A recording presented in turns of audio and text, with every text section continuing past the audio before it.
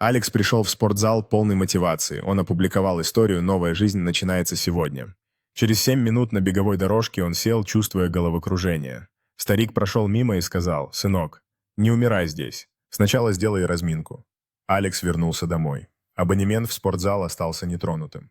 Алекс сидит на диване у себя дома, листая телефон с разочарованным выражением лица, окруженный закусками и пультом от телевизора, размышляя о своем абонементе в спортзал.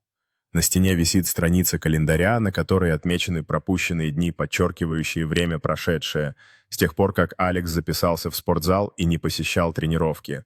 Алекс смотрит на рекламный буклет спортзала на своем журнальном столике, выглядя противоречиво. Когда он думает о том, чтобы снова попробовать спортзал, рядом с ним стоит пустая бутылка протеинового коктейля.